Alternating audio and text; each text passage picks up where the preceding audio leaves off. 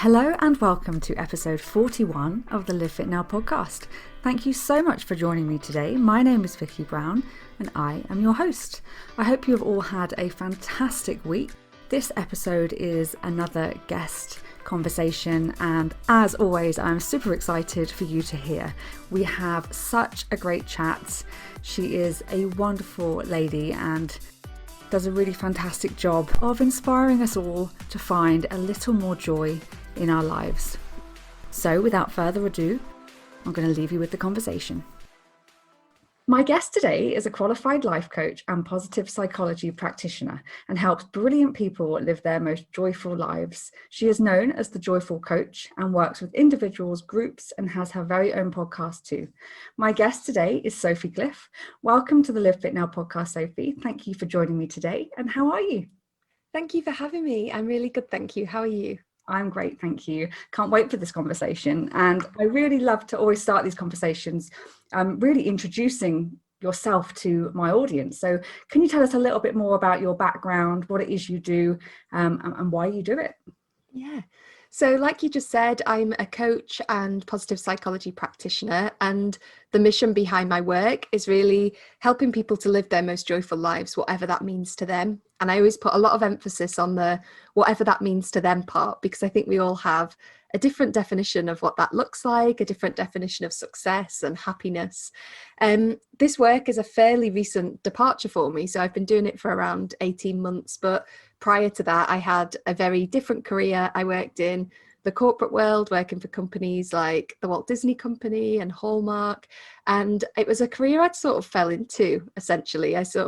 I finished my degree. Everyone I knew was going on a graduate scheme, so I did the same thing and sort of fell into this work that was great. You know, I worked with lovely teams. I had really good opportunities, but it never really felt fulfilling to me, I suppose. It never really lit me up. And yeah, a couple of years ago, I started to think about, well, what could the work that lights me up look like, and what would feel a little bit more joyful to me, I suppose. And that was where this was all born out of. And it's that experience that I draw on quite a lot with clients, but also the clients that I've worked with since, in sort of starting to turn our mindset a little bit more inwards. I think we're sort of raised and indoctrinated to believe that we just need to keep going and unlock the next level, and then we'll be happy, and get the next job or lose the weight or whatever it is that we've been led to believe will make us happy. And actually what excites me most about my work is that when we just start to bring the attention inwards, there are lots of things that we can start to do straight away that are going to make us feel more joyful day to day. Oh, that's amazing. I love that. I can definitely see why that would get you excited. And did you have a pivotal moment in your life that made you think, you know what, I have to make a change, this is not fulfilling me?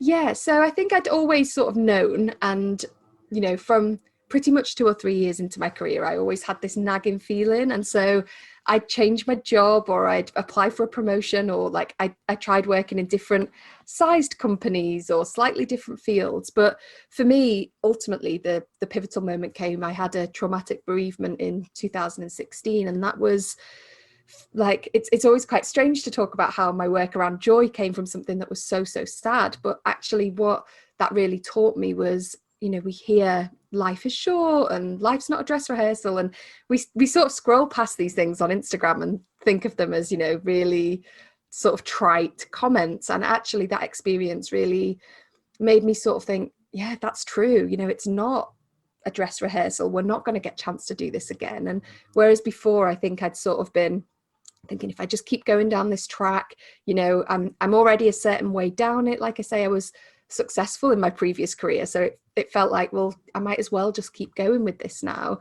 But that experience made me start to think, I'm not going to get this time back. And do I still want to be doing this when I'm, if I'm lucky enough to live to 50, 60, 70, is this what I still want to be doing, for my work? And I suppose that was the catalyst. It wasn't like an overnight, tear up my life and change everything. I think when I tell my sort of story, it often feels very linear, and and then I did this and then I did that. Of course, in real life, it was a lot of ups, downs, back, forth, a lot of sort of soul searching and trying to figure out what that thing would be. But ultimately, that for me was the real light bulb moment of, if we've got a limited amount of time, surely joy needs to be, the thing that we're prioritizing above all else. So that started me off on that journey. And like I say, it was a lot of back and forth. I worked with a coach. I read a lot of books, listened to a lot of podcasts, did lots of courses,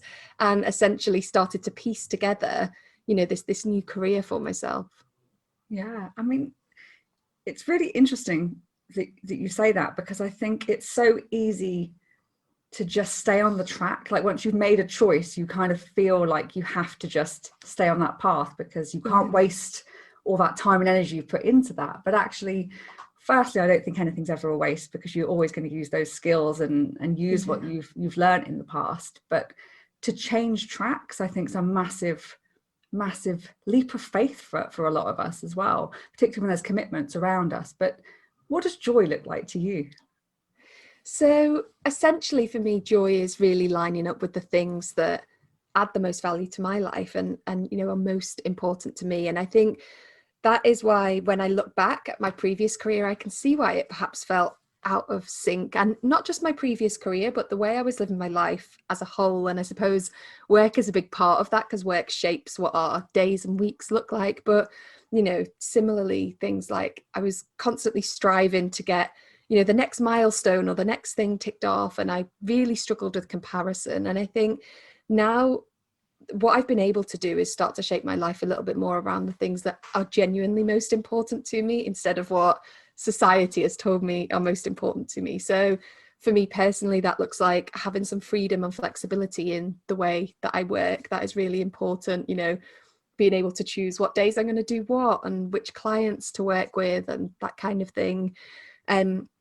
Doing work that makes an impact is really important to me. And again, beforehand, I had these great jobs that sounded really impressive, but I was a teeny tiny cog in a huge machine. And I couldn't really see how what I was spending 8, 9, 10 hours a day was, doing was actually contributing to the wider picture. Whereas now, I've been able to build a business that really makes sure that it's centered on making an impact and having a positive impact. It looks like being able to prioritize the moments that are most important to me. And I think what's been really interesting for me to discover, and I see this a lot with clients, is that often joy is the small things. It's like having the 10 minutes in the morning to actually drink my cup of tea at the right temperature instead of rushing straight into the day, or noticing that like, oh, the sunrise is really pretty this morning, or getting out for a walk. Like I went for a walk with my little nephew at the weekend, and we were noticing all the buds on the trees and thinking, oh, spring is coming. And I think beforehand I really believed that to be my happiest self I needed a bigger house and a nicer car and a fancier job title and loads of money in the bank. Whereas actually, when you start to tune in and notice, joy is often creating enough space to appreciate those smaller things. I could not agree with you more. It's so much easier to find as well when you realize it's actually in the tiniest of things that can be around you all the time. And even if you're having a hectic, busy day, there's always going to be a few little moments that are special, and as long as you take the time to notice it, you can get those moments of joy, can't you? Yeah, and I think that was something I really learned at that period of my life when I was struggling with the bereavement that I'd had and having a really hard time, was that the majority of the day was really, really difficult, but I could still find joy in like hearing my little cousin laugh in the garden, or neighbours dropping around food for us and taking care of us, or friends sending text messages. There was still like moments where you could feel that joy. And I think that really cemented this idea for me, was that happiness sometimes feels quite lofty and elusive and quite conditional on other people or things happening or things lining up, and it might not always be like available to us. I think a lot of us have found that in this last year or so, is that we could be doing everything that we can do, but happiness might feel like still quite a far off destination, whereas joy feels a little bit more like it's more about that contentment, about that day to day. It's something that we can choose to put some attention onto. It's not conditional or waiting for other people. It's about just noticing and appreciating and feeling grateful for what we have got. Yeah, I love how empowering and simple that is, because it truly is accessible to everyone, isn't it? Yeah. Do you find that you notice with all the people you've worked with, are there any common obstacles that are stopping people finding that joy? Yeah, I think a lot of the time it's that we haven't really been taught to think about joy as an important thing in our life. And a lot of the time when I'm doing discovery calls or the first few calls with clients, they'll sort of come to me and they'll say like, right, I've listened to your podcast or I've seen what you're sharing on Instagram. And it sounds like joy's really important. And, I get the idea and I want more of it, but I don't know what brings me joy. And they feel really panicked because they're like, oh gosh, I've realized that, this sounds quite important and there are lots of like benefits to it, but where do I start? And I always try to reassure people that most of us feel that way because, what we are taught, if you think about our schooling system, how we're raised, like the society that we live in, is to constantly keep striving for the next thing. And we're taught that, there are certain things that have more weight in terms of success than others. So, strive for the better career or the fancier holidays, or, there are certain things that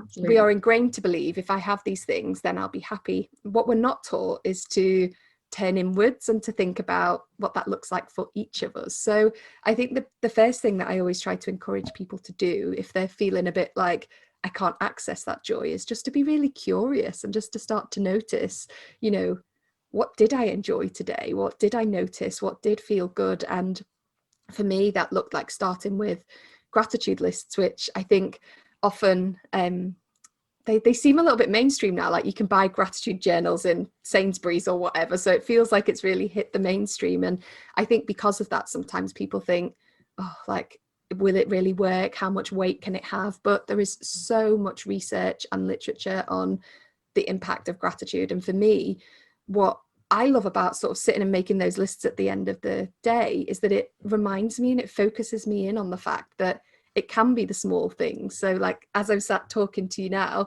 I've got a bunch of daffodils on my desk, which I know will be on my list this evening because it's just, every time I look at them, they're making me smile. And it's starting to notice, and those things will be different for all of us. It might be phone calls with friends, getting out in the fresh air, doing some movement, reading a great book. That the lists of what can help us tap into that joy is different for us all, but it's starting to be curious and starting to bring some attention to it, because otherwise our automatic default is to sort of look around and say, that person looks happy, I'll just strive for what they've got, and that doesn't always give us the best results. So I think that often feels like one of the first blocks is just not knowing where to start, or not knowing how to access that. And then I think the other thing is that so often we believe that it's like a luxury and it's a nice to have once we've done the other things. And that's something I've really seen a lot of this year, while so many of us are strapped for time, particularly,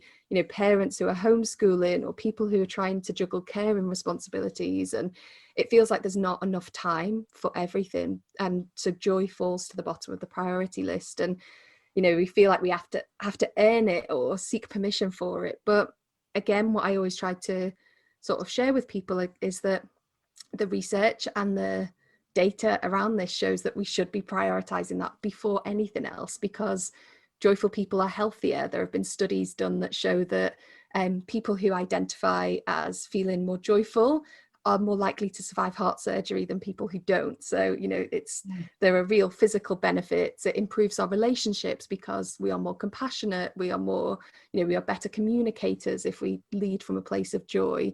And, most importantly for right now, it improves our sense of resilience. So, focusing on what brings us joy, prioritizing those things is proven to improve our cognitive functioning, which helps us, solve problems, helps us bounce back from, obstacles, and helps us build that sense of resilience, which I think is something we all really need. And so I try to sort of challenge people to, again, not put loads of pressure on, but to experiment and to practice with, okay, this week, what about if we start with focusing on, 10 minutes of joy each day, or doing something that is just for your enjoyment each day, and then start to notice how all of those other challenges, all of those other things on our to-do list start to feel a little bit easier.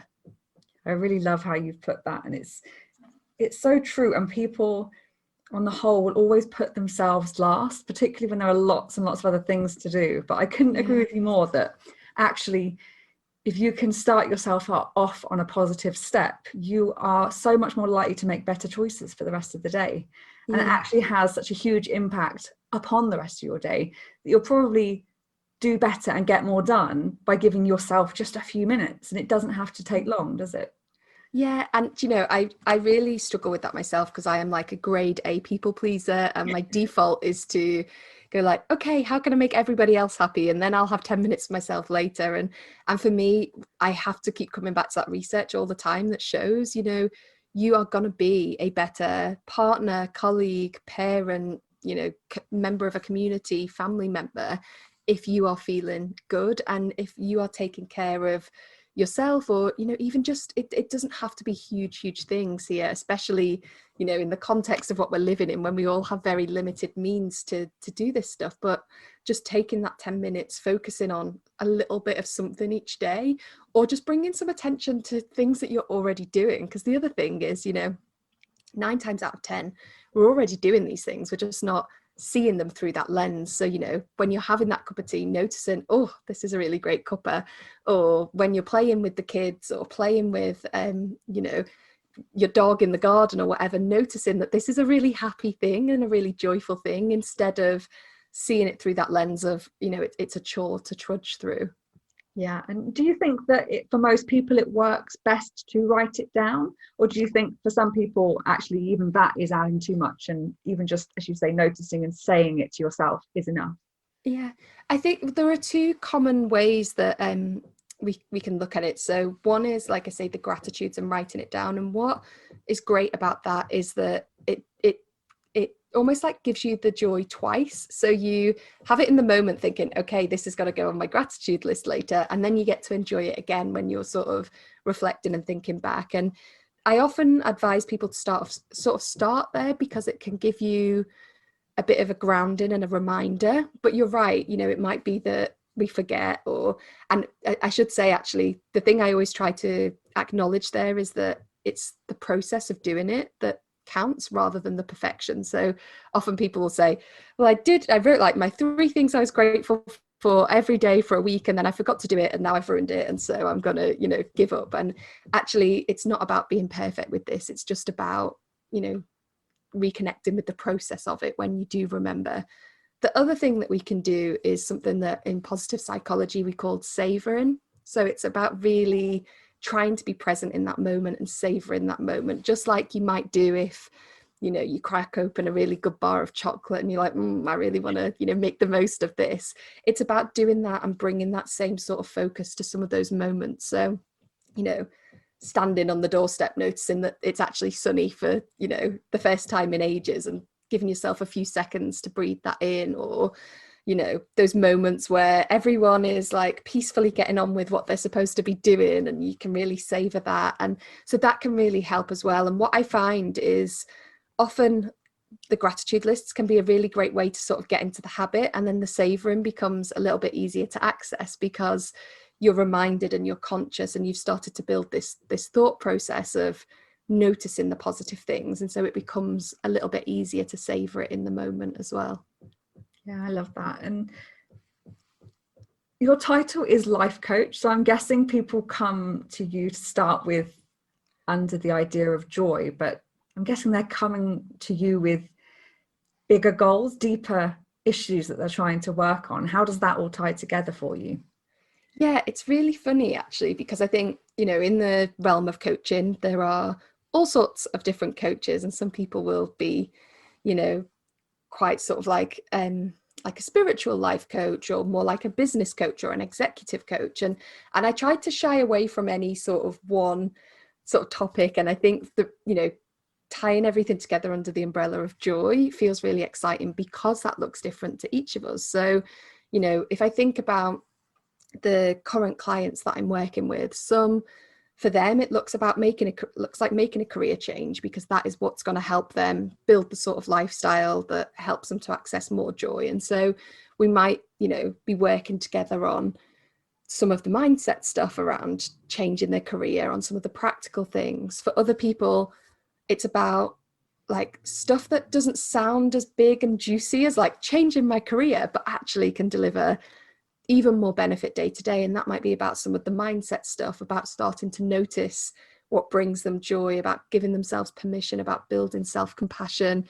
Other people, it will be about, you know, trying to find more confidence in their work because they know they're on the right path, but they want to, the thing that's getting in their way each day from feeling like that most joyful self is the imposter syndrome or the lack of confidence. So, and other people, like I say, it is just about trying to tap into that clarity of like, what does actually feel good to me? And, you know, something that I often, you know, discuss with clients is what's really hard in our day-to-day lives is that we don't really have anybody who's neutral. So, you know, if we have a discussion with our partners or our parents or our friends, they're always coming at that discussion with their lens on. And when I think back to me making my career change, you know, I've got such a group of cheerleaders, I've got such a brilliant support system, but everyone's advice that they were giving me was through their, like, what they believed was best for me. So my mum, who sort of craves security and stability, was a bit like, oh, I'm not sure, you know,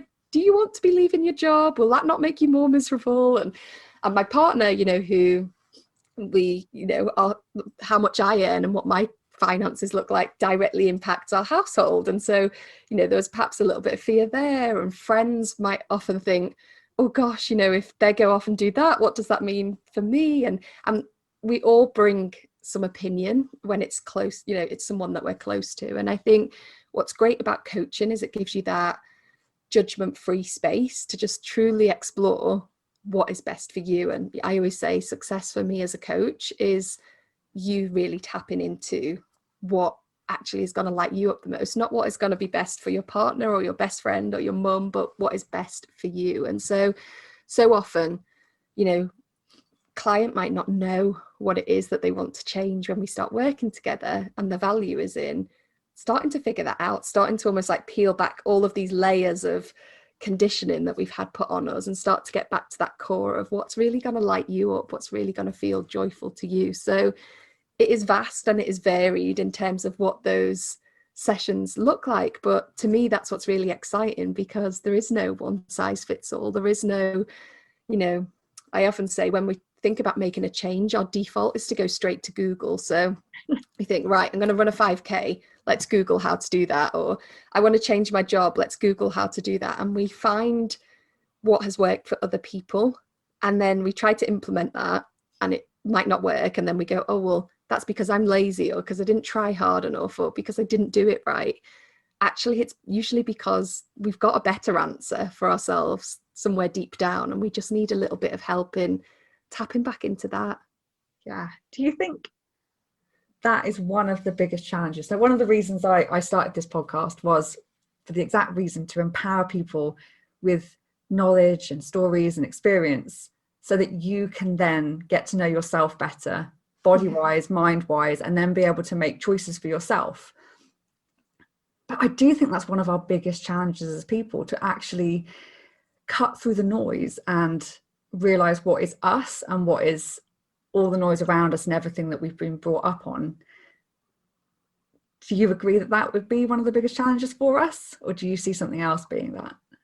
Yeah, I think you're right. I think it like sort of exists on a bit of a spectrum of, I know that for me personally, listening to podcasts, reading books, engaging with other people's stories was really important for me to be able to give myself permission to want the same thing, and to want the same thing for myself, you know, to be able to envisage a different type of life. Because, you know, my mum worked for the same company for 32 years. My friends and family are teachers and nurses and accountants, and they all have these very safe, steady jobs and ways of doing things. And for me, when I started to think, okay, this isn't working for me, I couldn't really see a lot of other options, because I was like, well, work is hard, this is what work looks like. And it was only by engaging with people's podcasts and stories, you know, through those mediums, that I could start to go, okay, there are people doing this a little bit differently here, and there are people, you know, it's a permission slip almost to go, if they can do it, then perhaps I can. I think what's then important is to then make sure that like that is an inspiration instead of a step-by-step path, because we're all different. We've all got different stories and value systems and belief systems and experiences, and there is hope in seeing other people have changed, but we might have to do that in a different way. And what I always try to remind people of is that each of us as individuals has got more data and information about ourselves than anybody else in the world. And yet so often when we come to making a decision, we seek someone else's validation, and we go like, Mom, do you think this is the right thing to do? Or I'll say it to my husband or to my friend, and actually even those people who are closest to us in our lives have only been there for a portion of it.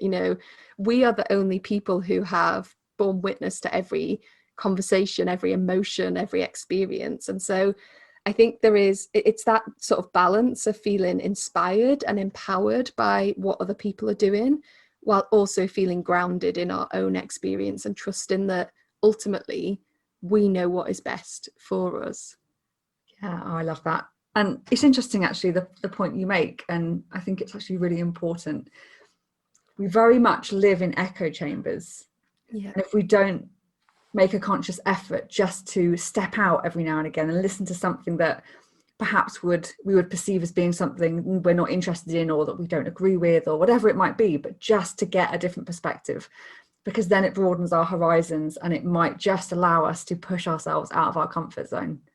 Yeah. And I don't know if you find this, but it's so often the random podcasts that I listen to, or the odd book that I read that doesn't really fit with, what I would normally consume, that generates the most ideas, because it gives us space to exist outside of what we just know. So, I run this small business that is just me, and, it's a small coaching practice, and I run it from my spare room at home. And yet I love listening to Brené Brown's Dare to Lead podcast, where she interviews these huge, big, high flying, people who are running huge companies. But for me, it's so exciting to be oh, could I try that way of doing things? Or that's an idea I can try out. Or similarly, I don't know if you find this with exercise as well. I'll often think oh no, I'm this type of exerciser, but just going to a different class or trying something different, it either makes us appreciate what we already knew a little bit more, or it gives us some more food for thought. And I think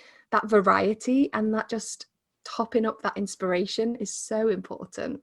Yeah, I completely agree with you. And also it brings up that whole idea that I keep coming back to, and that is evolution. I think it's so easy to get tied up in an identity.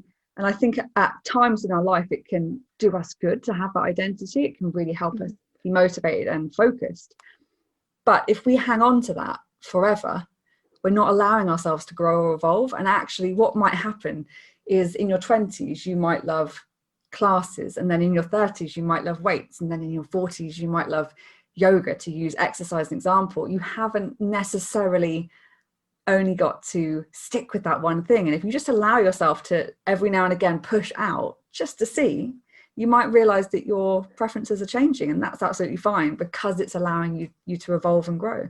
Yeah. Do you know, I used to find that idea quite overwhelming, of evolution, of never quite being done. I think particularly in my early sort of mid-20s, I liked thinking about life as a checklist of I'll get all these things done and then I'll be there and then I'll just be happy. But actually there's so much more joy in the idea that this is never done, and there are so many new things we can learn. And if the last year has taught us anything, it's that none of us know what's around the corner. And so I'm sure we are all different people, now than we were in March 2020. And making space for that and accepting that is so much more enjoyable than trying to still squeeze ourselves into the old peg that we were in before, even though we've changed and the world has changed around us. And I find it quite exciting now to think who knows what I'm going to be into next year, or who knows what my business will look like in 5 years. And that feels like an exciting prospect rather than an overwhelming one. I completely agree, and it's so true, because you can look at it so many different ways, but actually having unlimited opportunity is an exciting idea. Yeah. Because it really truly could go any which way. And as you say, this year has definitely, there are people that have had to completely pivot their businesses, and they've managed to do it. So there is no need to necessarily limit yourself to something that you thought you had to do. And I think for people that have been able to work through that, it has without doubt made them stronger, because they know now that they can do more than they would ever have predicted themselves to be able to do. Yeah, and I think one of the weird silver linings out of, like, you know, the chaos of the last year has been that a lot of people have pivoted and thought, I actually enjoy this more. You know, this is actually more in line with what I want to do, but they might not have given themselves permission to explore that before, because we're also focused on that end prize of, you know, how do I get to the finish line as quickly as possible? And actually, you know, having this time and space to try different things on and explore different things, I think has opened for the majority of us, even if you haven't had to like pivot or change your life that much. I think, you know, just trying on a slower pace of life, or having to, you know, be a bit more creative in how we access some of that good stuff, I think has taught us all a lot. Yeah. And do you think, because we've mentioned it a couple of times in the last few minutes, that for so many people, happiness and joy, they limit themselves from getting there by making it conditional? You have to do this, this, and this before you get there, or you have to have this and have this, and then once you've been there, you're allowed that. Do you think that conditional premise on that whole idea is probably the biggest challenge for people just to need to lift off and unlock? Yeah, and funnily enough, my word for 2021, or my mantra, is unconditional permission, because that is one of the things I struggle with, is like, you know, oh, if I get all my work done this week, then we'll do this on Friday. Or, you know, if I exercise, do all my classes this week, then we'll have a bottle of wine at the weekend. And actually, you know, we are worthy of all of these things without having to work really hard or try really hard. And I think actually so often that, you know, that sense of conditionality keeps us in those old patterns. And so I know lots of people, and I work with lots of clients who build their own businesses because they want more freedom and more flexibility, and they want to be able to, you know, spend more time with their family or spend more time out walking or whatever it is. And then they create that business for themselves and they leave their jobs, and then they end up sitting at a desk from 9 till 6 every day, because that's what we've been taught is good or right or the best way of doing things. And it feels like a really revolutionary act to actually start to go, well, what's right for me? Like, what works for me? And how do I just give myself permission to do that, and to, you know, shape my life in that way, or to manage my time in that way? And it can feel quite scary, and it can feel quite uncomfortable, because it goes against, again, everything that we've been taught is the right way of doing things. But it makes us so much more compassionate with ourselves and with others if we sort of take off that judging mindset of, I can only be this once I've done this, and we just open ourselves up to, like, well, we're here right now in this moment. What feels good today? What feels good in the next hour? What is the right way of doing this thing for me? Yeah, so I guess, as you say, it's stepping back and thinking, okay, so what do I want, and what do I actually need to do to get there? Yeah. Not what, you know, you think you should do, but actually genuinely what needs to be done. And again, I guess it's about looking outside of the normal. The 4-Hour Work Week book popped into my mind, things like that just shows you another concept, another idea of what work can look like. And then it just gives you, again, that permission to just look at it more flexibly, look at it differently, and realize your work week could look different from anyone else's that you know. Yeah. But you could still be making just as much money come the end of the week, or as much as you need, which I guess is the point. Yeah. Do you know, I think you just hit on something really important there, that so much of this is about aligning our actions with what we actually want. And it sounds so simple and so obvious, but so many of us don't do it. We are living life on autopilot, and we're just sort of rushing through the week, trying to get to the end of the to-do list, trying to keep all the plates spinning. And something that really works for me is either on a Sunday afternoon or a Monday morning, I did it this morning, is sitting down and actually saying, like, okay, how do I want to feel by the time I get to the end of the week? How do I want to feel as I'm going through the week?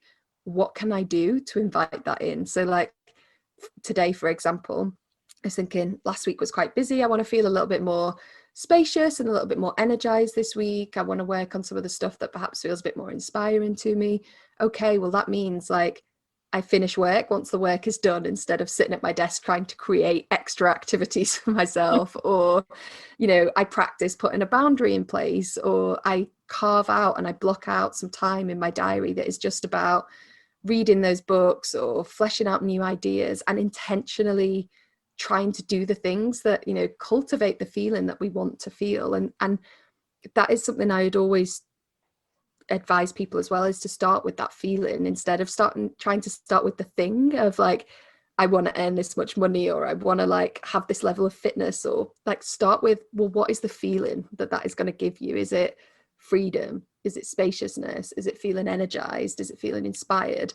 What can you do today that brings some of that in? And just the more we get into the habit of aligning our actions with that outcome, the easier it is to start getting rid of, you know, oh, well, I want a certain amount of followers on Instagram, or I need to work this many hours, or I need to earn this much money, because it becomes more about what those things do in terms of helping you get to that feeling. Yeah, and I love that as well. And as far as feelings are so powerful, like they are the things we remember. We just don't necessarily focus our mind on the fact that that is the case. Like, you know, even you can listen to music and it can make you feel a particular way, or you can, I don't know, just step outside and experience something and it makes you feel something. And, you know, I work with lots of people, and there is nothing that I love more than when, and most people will come for aesthetic reasons or losing weight or whatever, but when they say they feel more confident or they just feel better, that to me is the gold, because that is what we all want, I think. You know, deep down, we want to feel good and enjoy things and just feel whatever emotions might be needing to happen. But they're the actual powerful moments in life. But so often our goals are purely driven by things and numbers. Yeah. And I think the other thing to bear in mind with that, I think that's so powerful what you've just said. I think we all believe that when we achieve something, then we'll have access to that feeling like 24/7. So once I've like lost the 10 pounds, or once I've got this dream job, then I'll be like feeling confident and happy all of the time. But what the research tells us is that there's this concept called a rival fallacy. So we as humans overestimate how good things are going to feel. So, you know, they did some studies and like looking at people who get married. So people think, okay, once I've got married, then like I'm going to feel so much better day to day, or when I get this new job, then I'm going to feel great. And what the research shows is that we do have that spike in, you know, the weekend we get married, it feels lovely and it feels great, and it maybe feels that way for a few weeks afterwards. Or when we get that new job, we feel really confident and proud and accomplished, and but it's only a spike.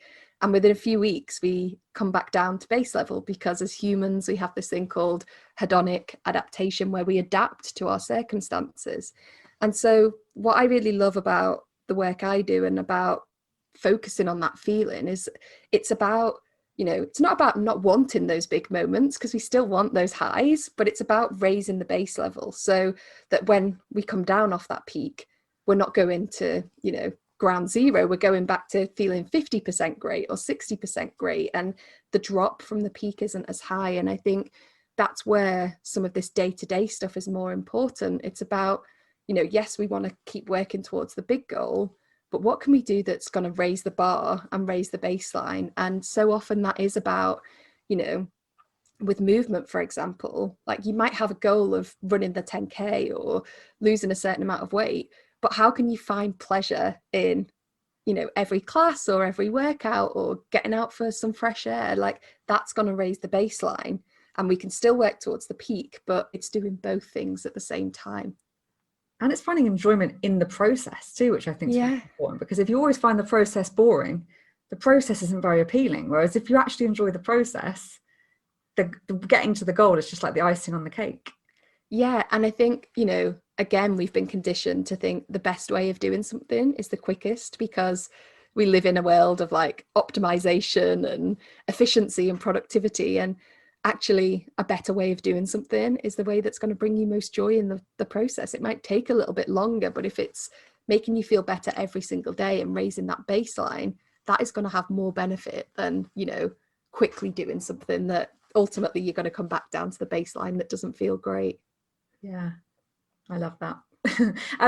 There's a question I like to ask everybody, and that is, are there any common myths linked to the work that you do that you would like to debunk?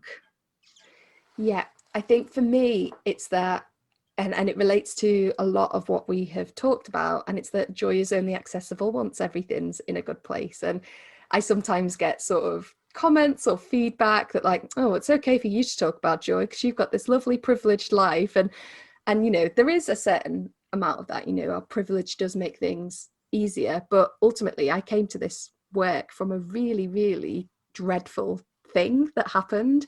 And I could still access some joy in, on the day of going to a funeral or on the days of really battling with terrible grief, you can still find little slithers of joy. And so I think the thing that I like to share with people, and what's made me so much more passionate about this work in the past year, is that we don't have to wait for things to be perfect. We don't have to wait for things to be better. Like, grief and gratitude can coexist, like joy and sadness can coexist. We're all seeing that day to day at the moment. We're worrying and we're fearful and we're sad, but we can also still go like, how lovely that we've got a little bit more time to spend with our immediate families, or how nice that we appreciate our local surroundings more, or how great that our communities have come together. And I think it's that idea of we don't have to wait, we don't have to fix something before we can start to tap into that joy. It's available to us wherever you are. And I think that's where it really differs from happiness, whereas happiness feels very like, it might be something to work towards. We might feel happy when we're going on a holiday, or happy when like our best friend gets married or something lovely like that. Joy actually is less conditional. It's about tapping into it and bringing that attention. And I think if anyone's sort of listening thinking, oh gosh, it's all great to talk about this joy when things are going well, actually it's got more power in the moments when things are tricky. Yeah, I like how you put that comparison to happiness. Actually, it's also going back to the idea of an emotion, and none of us can be in one emotion all the time. We're never going to be, we may be fairly happy people, but we're never going to be happy all the time. And actually, by breaking it down and making joy seem much smaller, it really does allow us to make that choice. And that's how I felt when you were talking in the last couple of minutes. It's like we can choose to, if we want to. There's a lot of choice. You chose to take that leap from your career to try and do something different and find your joy, and you managed to do that, but you still had to make that choice. And every single person has a choice to make as to whether they want to see the joy in their life. And we can do it. Some of us might need to practice a bit more, but it's there if we want to.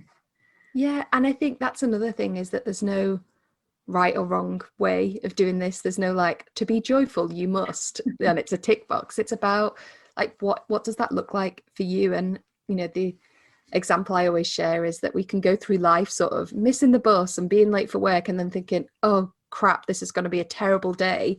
And then we bring that lens to everything, and we think, oh, our boss was rude to us, and they run out of our favorite sandwich at Boots at lunchtime. And, we can go through this idea of looking for the things that are going wrong. Or we can go, do you know what? I missed the bus, but I got to work on time and everything was fine. And, my colleague bought me a coffee and my boss was really nice to me. And we can look for the positives. And it, again, all of this stuff sounds so trite and obvious, but it's that shift can have like a profound impact in how you feel day to day. Yeah, I think that's so often the case that I come back to, that a lot of this stuff is super, super, super simple. Like it's not fancy or super science clever. There's science to prove it all, which is great and really interesting. But actually, it's the simple stuff that we can do and have choice and can decide to focus upon, that anyone can do. You don't need anything, and that is so powerful. But often we literally can't see what is in front of our face. So have someone just to have that little nudge, that little reminder that, why don't you just do this? And you'll be like, oh, I'll try that. And then you're like, I suddenly feel so much better. And it is so empowering to know that it is that simple. Yeah. And I think something I would say off the back of that is to be like graceful with ourselves in the process of trying to make some of these changes, because for a lot of us, we've had decades of seeing things through the negative filter or doing things a certain way or striving for certain goals. And actually, it's okay if we slip back into some of those, bad habits. It's about, like I said earlier, it's about the process and the practice of it rather than trying to be perfect. So there are still days when I get up and I go, oh, do you know what? Like, my husband didn't do the dishes last night and yada, yada, yada. And then I'll get to about 11 o'clock and I'm like, oh, like, take a deep breath. Like, where can we refocus on some of the joy? Like, how can we change, like, turn this around a little bit? And I think it's remembering that we have the power to do that sometimes, instead of, getting it right and getting it spot on all of the time. It's about using these things as tools to change, like, the mood of the day or to change the tone when we need it. Be kind to ourselves and not expect perfection. Yeah. What have you found to be your biggest challenge in helping and educating people? That's a really great question. I think probably actually is people making space for this stuff and believing that it's important. What's really interesting is when I first started out coaching, I didn't have this, super clear focus on joy. And I was talking a lot about, helping people with businesses or make career changes. And people were so much, at that start, it felt like people were much more likely to invest in something that was going to improve their career or change their business than they were to invest in something that was going to make them happier. And I find that so interesting, right? Because we know that how we feel impacts everything, from our relationships to our work to our health. But so often it's easier to go, do you know what? Well, that's going to help me get on the next rung in the career ladder, so that's a worthy investment. Or that's going to help me start a new business, so that's worth spending some time on. And I think the biggest challenge is reminding people that, like, this stuff is the very essence. Like, without this, you can have the best job in the world, but if everything else is, I've had that experience of having a really brilliant job that when I told people what I did, they were like, wow, and I got to travel the world and do all this good stuff, but I didn't have a joyful life. I didn't feel happy every day. Every single Sunday night, I'd have that swirl in the pit of my stomach that was like, oh gosh. And I think probably the biggest challenge with this work is reminding people that this is something that's important, and not necessarily having to invest money in it, but investing time in it, into doing these things, and to giving ourselves permission to put ourselves first a little bit is probably the biggest challenge. And I think for me personally, it's about, remembering that, and remembering that this stuff actually, like, for me, because I exist now within a space where I'm in an industry of people who do similar things, and I have peers who I talk about positive psychology with, and we're constantly thinking about this stuff. It's actually remembering that for the majority of us, this isn't top of the priority list, this isn't top of the agenda. This is something that's like, oh yeah, that feels a bit, woo, and I'll get to that someday, or I don't really need that. And remembering that often, like, some super simple things can have a really big shift in people's lives if they're on that scale of, not having tapped into this before. Yeah. And I've got another big question that I'd like to ask everybody, and that is, what inspires you? Oh, so much. I think seeing people make positive change, I find so inspiring, and seeing people step up and start to put themselves first and noticing, like, the impact on that, I find super inspiring. I find other people who lead from a place of joy very inspiring. So they might be in a completely different career or field, but they're doing the thing that feels exciting to them, and they're putting themselves, putting that joy first. I find really inspiring. I read lots of books by people who do, totally random different things, but being able to read, like, what a life looks like when you are prioritizing what is most important to you, I think is really exciting. And I think I get a lot of inspiration just from noticing some of those smaller things each day, and just from, like at the moment, something I've been talking about a lot recently is hope. And it feels really hard to access hope at the moment when we're like, how long is this going to go on for? And, what does the future look like? But there is so much hope just in those small moments of, noticing the snowdrops starting to pop up, or like noticing the days getting a little bit longer, and finding just some inspiration in the fact that things keep on turning, things keep on happening. There's I always make a vision board at the start of each year, and something I cut out from a magazine from last year said, everything changed, but spring still came. And I find that so inspiring. Chaos and these big curveballs come and hit our life all of the time, whether that's personally and on an individual level with a bereavement or a change or something negative happening, or whether it's on a collective level like what we're experiencing right now. But remembering that can be the start of something as well as the end of something is inspiring, I think. Yeah, I love that. And I love how quickly you have answered my big questions as well. You're straight in there. I can feel the passion coming from you. I love it. I just wanted to start drawing to a close now. And I like to give everyone the opportunity to share one thing that you think everyone would benefit from knowing. Oh, that's a great question as well. I think it is, and again, pertinent to what we've talked about, is that we all have an element of choice. We all have an element of, we can't choose what's going on in our surroundings, but we can choose how we're going to show up for it. And I think one piece of advice that I've come back to, or an intention or a mantra, I suppose, that I've come back to a lot in the last year, is focusing on what we can control, because there's so much that we can't, right? I can't even bear to open the news app at the moment because it sends me into a tailspin. But I can still choose to get up and go out for a walk, or to lay the table really nice for dinner, or to, still connect with friends, or to write to my little cousins, or there are still so many things that I can choose to show up for. And I think when we remember that we've got some form of choice, it gives us that sense of autonomy, and it gives us that sense of personal power that so often feels like it's being stripped away from us, whether it's by like I say, our collective circumstances at the moment, or I can remember being in jobs that I didn't like and thinking, well, I don't have any choice over this. I don't have any power here. And actually remembering that we can choose to be the one who makes our colleagues laugh today, or that we can choose to prioritize, some exercise, or choose to, do something that really fills us with joy, I think gives us back some of that power. Yeah, that's a wonderful sentiment to leave the audience with. And I will pop all the details into the show notes, but where can my audience find you on the internet?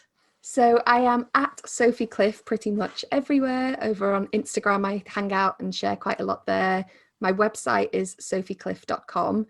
And I also have a podcast called Practical Positivity, which does what it says on the tin. It's taken some of this, theory and research within this field and turning it into practical, actionable things that we can do. And people will be able to find that wherever they're listening to this. Fantastic. Thank you so much for your time today. I have loved this conversation. I predicted that I would, and it definitely has met all expectations. So thank you very much. Oh, thank you so much for having me. It's been so lovely, and so many thought-provoking questions that I've not come across before as well. Well, there we have it, episode 41 of the LiveFitNow podcast. I hope you enjoyed that conversation with Sophie as much as I did having it. I think there are so many wonderful takeaway snippets from that conversation that we can all have a go at, and perhaps just look around our daily lives and find some moments to be joyful. If you have any questions having listened to the episode, remember you can get in touch with Sophie or myself. Just click into the show notes and get in touch with either of us. You can email me directly, hello@livefitnow.co.uk. And if you enjoyed this episode or others, remember sharing it with your friends and family means so much to the growth of this podcast. You can pop it onto your social media, perhaps send them a link, or simply tell them. And don't forget, you can subscribe to the YouTube channel where you can listen to the podcast, or your podcast host. Just subscribe and please do review. I would love to hear your thoughts. If you're a fan of the podcast and would like to support me, I would be so appreciative, and you can head to buymeacoffee.com/LiveFitNow and you can become a supporter of the show. Well, thank you so much for listening to the episode. I hope you enjoyed it as much as I did. Until next Thursday.